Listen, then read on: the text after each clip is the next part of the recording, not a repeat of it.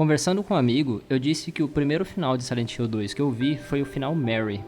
Daí, incomodado com alguma coisa, eu disse que só tinha certeza de que não tinha sido o final Maria. Quando eu fui olhar os finais listados, eu descobri que sequer existe um final Mary. O final que eu me referia é o final Live. Final em que o James e a Laura vão embora da cidade. É só isso mesmo. Parece que isso é o mais próximo que Silent Hill chega de um final feliz. Mas a minha inconsistência me incomodou. Me incomodou tanto que eu peguei uma escada, subi em cima do meu armário para pegar o meu PlayStation 2, comprei um cabo RCA novo, já que o meu cabo RCA foi usado para consertar a mesma escada que eu usei, consegui uma cópia duvidosa de Silent Hill 2 e abri o jogo mais uma vez. Eu queria ser surpreendido e descobrir que o meu final verdadeiro na verdade foi o Maria, mas parece que eu não sou tão inconsistente assim. O meu primeiro final foi o final In Water. Mas eu me lembro vividamente de ter visto pela primeira vez o final Live enquanto eu ouvia a carta da Mary ser lida. Eu me lembro.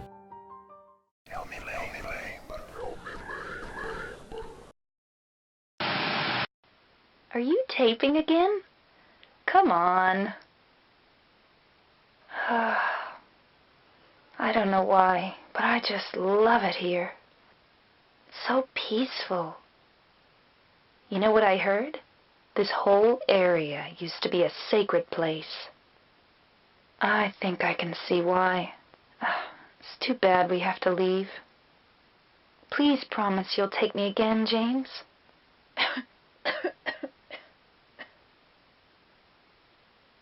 Eu já ouvi diversas discussões e explicações do que seria essa cena. É realmente uma fita de vídeo, uma lembrança do James, ou só uma fantasia de algo que nunca aconteceu? Apesar de nunca confirmada pelos criadores a influência da psicanálise em Silent Hill, eu acho que a resposta a essa pergunta pode estar no conceito básico dessa teoria. A nossa memória não funciona como um vídeo ou uma fotografia, que gravam as coisas exatamente como aconteceram. Então, quando você lembra daquele aniversário em que o seu tio fez aquela brincadeira engraçada, não seria incomum descobrir que não foi ele, mas outro tio que fez. Ou que não foi no seu aniversário, mas no Hanukkah, por exemplo. E daí você se vê diante de uma memória vívida, uma imagem clara de que a cena aconteceu daquela forma.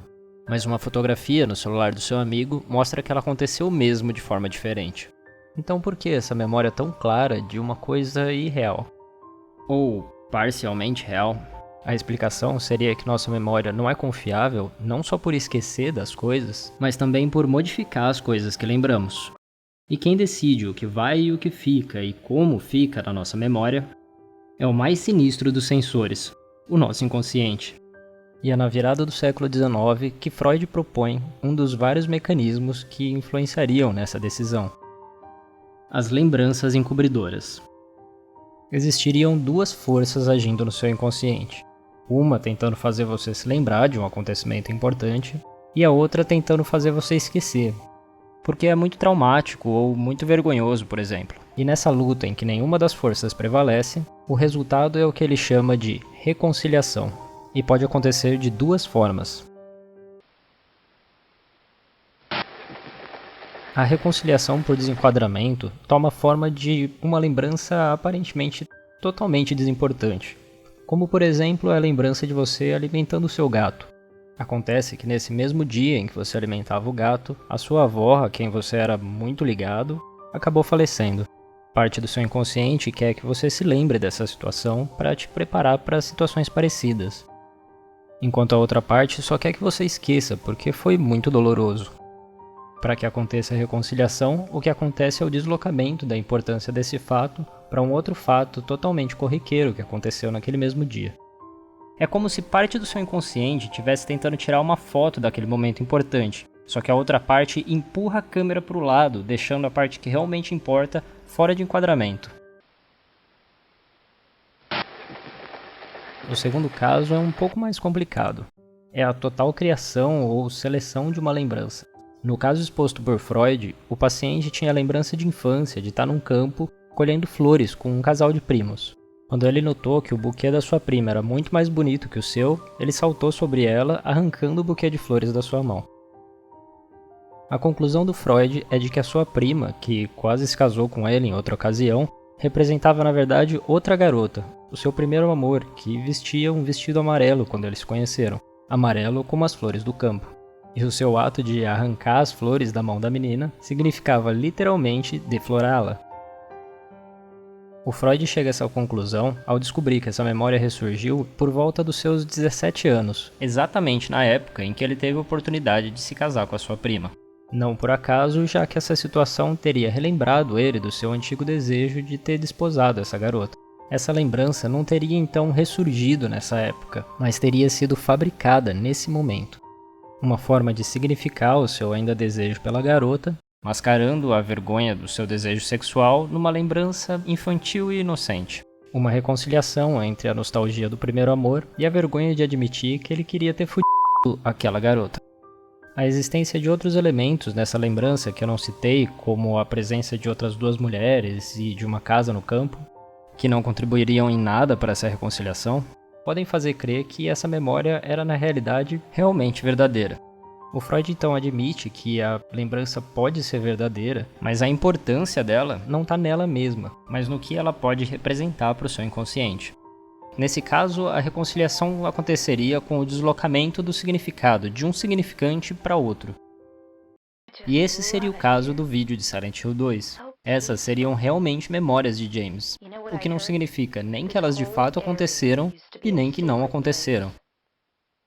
O que a gente devia se perguntar é não se elas são verdadeiras ou falsas, mas o porquê James se lembra delas. No final do jogo, quando vemos o conteúdo da fita completa, essa transição bagunçada entre as duas imagens mostra bem a confusão da mente de James quando ele finalmente tem acesso à verdadeira memória, ou a memória que realmente tinha significado para ele, que ele transferiu para essa simples imagem em Silent Hill.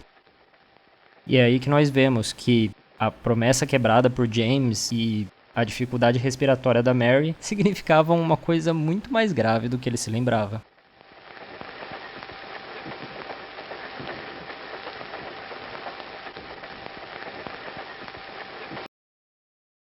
E se Silent Hill 2 é um excelente exemplo do segundo caso, Silent Hill Shattered Memories é um excelente exemplo de uma reconciliação por desenquadramento. A tela de menu mostra um pequeno fragmento de lembrança que se repete como uma gravação.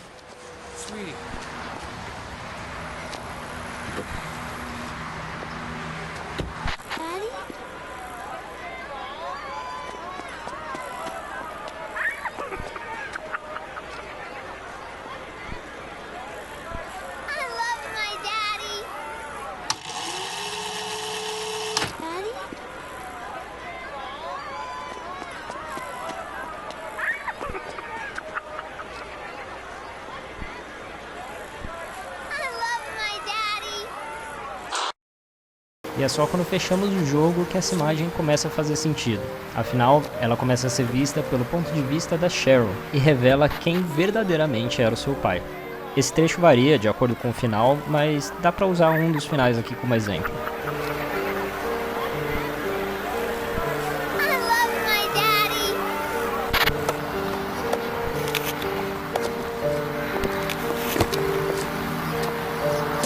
You'll be careful? Sure. Harry. We've said enough. Let's just... Sweetie, don't film this.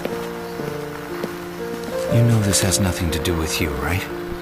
Even though Mom and Dad don't love each other anymore, we both love you. And we always will. Now, come on.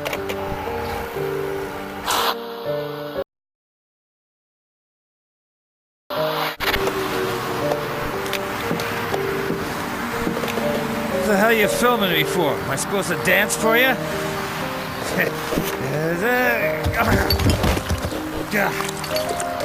Be a good girl for Daddy. Go get him another drink, will you? Now, give me a damn beer! No wonder I drink with a family like this.